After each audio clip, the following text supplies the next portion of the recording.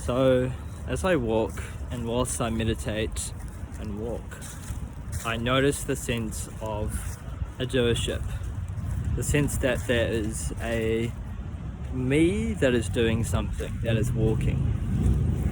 And so part of this meditation is to introspect into that feeling of doing something and noticing if I'm actually doing anything while I walk, or if walking is just happening all on its own. Now, you may wonder what the purpose of such a meditation is. Well, as I continue on with this, I start to realize that a lot of the suffering that people experience is due to efforting.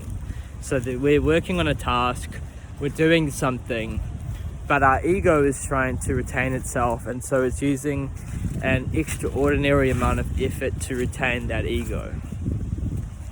And part of that ego is a sense of, I'm this person, I'm this doer doing this thing. Similar to when people meditate, one of the early stages is that you are this meditator meditating. It feels like you are a meditator meditating.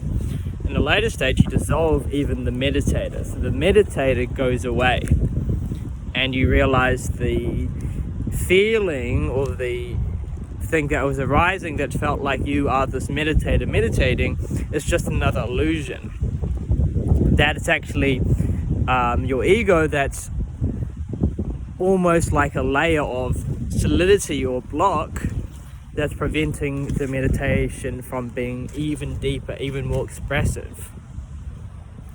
And so this meditation insight, which I'm only beginning to glimpse as I walk and meditate, and whilst I watch other people walk around and seeing how their legs are just kind of moving on its own in my visual view, is to realize that it's just happening on its own. And when I can start to see that, I can start to realize that this feeling that I'm this person efforting and trying to work and to achieve things whilst I'm working and whilst I'm achieving things, that is a illusion the ego's created,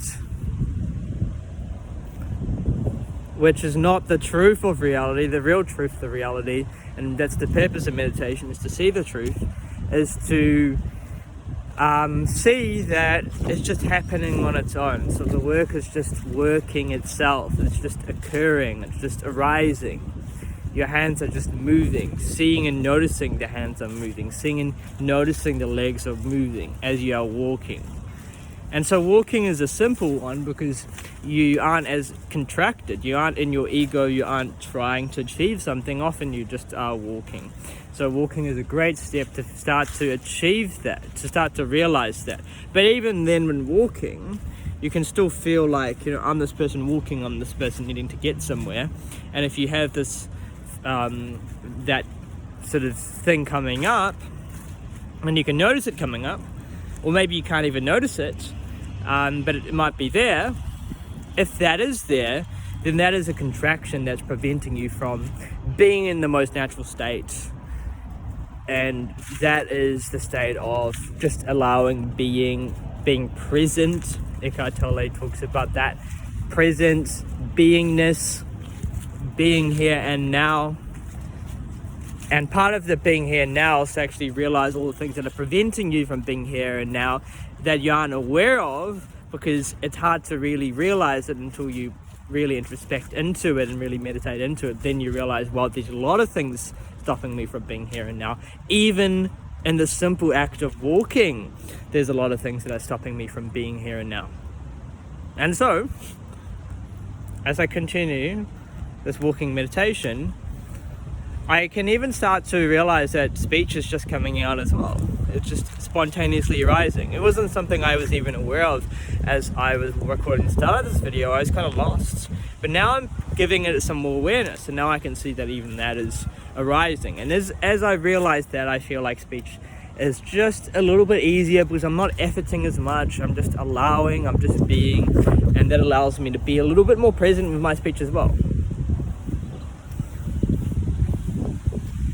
And so to summarize, the process to be here, the process to be present, the process to be mindful. I think one important part is to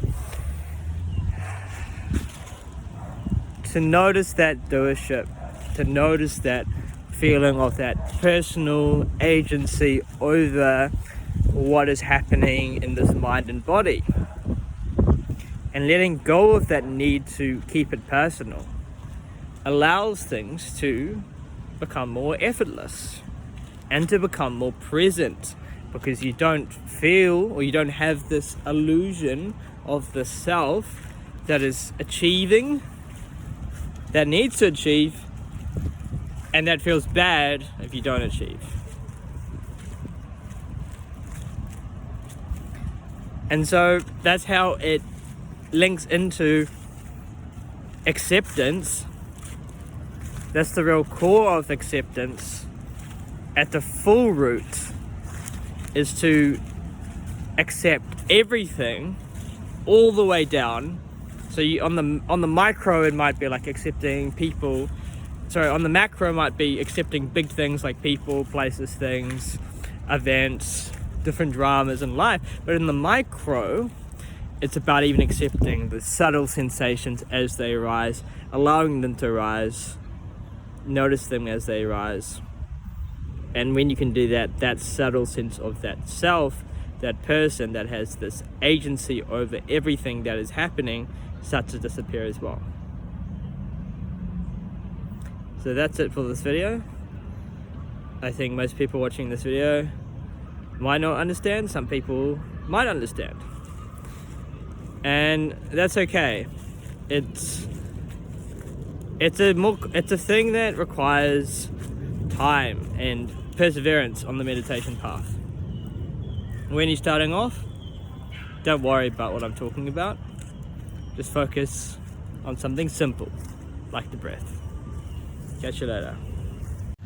This is Donovan. Thanks for watching Dylan's channel. I'll see you guys on the flip side, man. Rock on. And what did we make today? We made this cool blue thing here. Some blue thing, yeah. Blue thing. Will be continued. Enjoy.